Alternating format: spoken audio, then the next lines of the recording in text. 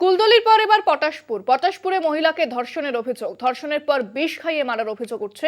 ভগবানপুরের পটাশপুর থানা এলাকার ঘটনা। মহিলার মৃত্যুতে এলাকায় উত্তেজনা ছড়ায়। আমরা জানি যে কুলতলিতে যে ঘটনা ঘটেছে তারপরে এবার পটাশপুর, সেখানে উত্তেজনা।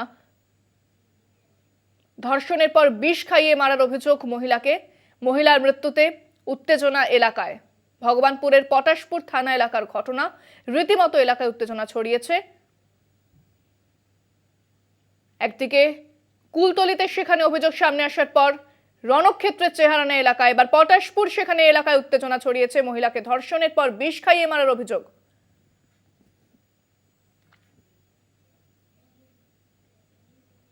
বিস্তারিত কথা বলবো, আমাদের সঙ্গে সরাসরি রয়েছেন প্রতিনিধি সৌম্যজিৎ চট্টোপাধ্যায়। সৌম্যজিৎ, এই মুহূর্তে কি খবর পাচ্ছ? দেখো, যেটা জানা যাচ্ছে যে যে মহিলা নিহত হয়েছেন ইতিমধ্যেই তার বাড়ি হচ্ছে পটাশপুর এলাকায়, এবং পটাশপুরে এবং তিনি সুখদেব মাইতি এবং নমিতা মাইতি, এই দুই নামের যে যে ব্যক্তি দুজন রয়েছে, সেই দুই ব্যক্তি কিন্তু তাদের মধ্যে অবৈধ সম্পর্ক ছিল বলেই জানা গিয়েছে, এবং সেই অবৈধ সম্পর্কের কথাই জানতে পেরে গিয়েছিলেন নিহত মহিলা, এবং তার জন্যই গত 4 তারিখ তাকে মারধর করা হয় এবং তার মুখে কীটনাশক ফেলে দেওয়া হবে বলেই এমনটাই স্থানীয় বাসিন্দারা অভিযোগ করছেন। এরপরেই তাকে তমলুকের একটি বেসরকারি নার্সিংহোমে ভর্তি করা হয় এবং আজ ভোরে সেই মহিলার কিন্তু মৃত্যু হয়েছে।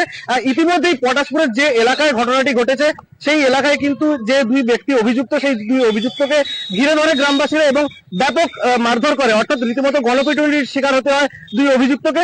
পুলিশ ঘটনাস্থলে কিন্তু গিয়েছে ইতিমধ্যেই, এবং পুলিশ ঘটনাস্থলে যাওয়ার পরেও কিন্তু গ্রামবাসীরা সেই দুই অভিযুক্তকে ছাড়েনি, ব্যাপক মারধর চালিয়ে গিয়েছে, পুলিশের উদ্ধার কার্যে বাধা দিয়েছে। ইন্দ্রাণী, সেক্ষেত্রে এখন কি পরিস্থিতি?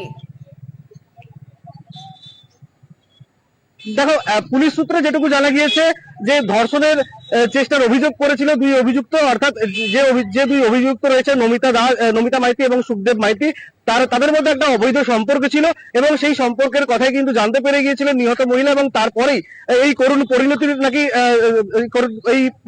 নাকি মুখ দেখতে হয়েছিল, এবং তারপরেই কিন্তু স্থানীয় বাসিন্দারা রীতিমতো উত্তেজিত হয়ে পড়েন, এবং এখনো কিন্তু এলাকায় রীতিমতো উত্তেজনা রয়েছে। দুই অভিযুক্তকে কিন্তু এখনো পুলিশের হাতে তুলে দেয়নি গ্রামবাসীরা, রীতিমতো তাদেরকে গণপিটুনির শিকার এখনো হতে হচ্ছে, এবং পুরো এলাকায় কিন্তু ঘিরে রয়েছে।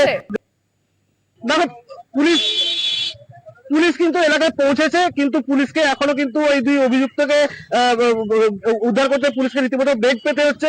স্থানীয় বাসিন্দারা যেটা দাবি করছেন, আরজি করের মতো আবহে কিন্তু একটা এত বড় ঘটনা ঘটে গিয়েছিল, তারপরেও কিন্তু নাকি হুঁশ ফিরছে না প্রশাসনের।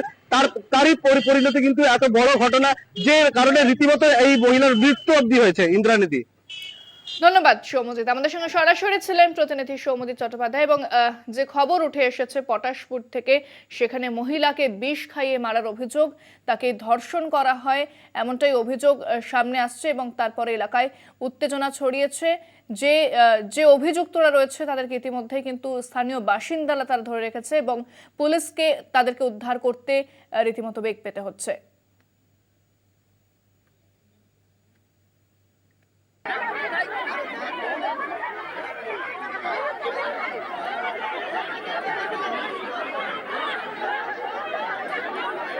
মহিলার মৃত্যুতে এলাকায় উত্তেজনা, দেখতে পাচ্ছেন সেই ছবি। অভিযুক্তকে ঘিরে রাখে স্থানীয়রা। পুলিশ এলাকায় পৌঁছলেও অভিযুক্তকে স্থানীয়রা ধরে রেখেছে, এখনো পর্যন্ত পুলিশের হাতে তুলে দেয়নি, এবং অভিযুক্তদের উদ্ধার করতে পুলিশকে রীতিমতো বেগ পেতে হচ্ছে।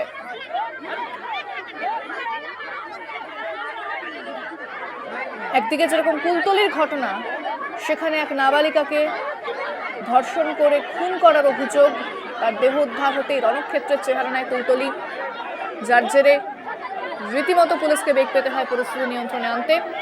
একই ঘটনা উঠে আসছে এবার পটাশপুরে, সেখানে এক মহিলাকে ধর্ষণের অভিযোগ, ধর্ষণের পর তাকে বিষ খাওয়ানো হয় বলে অভিযোগ সামনে আসছে। মহিলার মৃত্যুর পরই এলাকায় উত্তেজনা ছড়িয়েছে, দেখাচ্ছে আপনাদের সেই ছবি। অভিযুক্তকে ধরে রেখেছে স্থানীয় বাসিন্দারা, তারা অবরোধ করছে, এবং পুলিশ সেখানে পৌঁছলেও পুলিশের হাতে অভিযুক্তদের তুলে দেওয়া হয়নি। তাদের উদ্ধার করতে পুলিশকে বেগ পেতে হচ্ছে।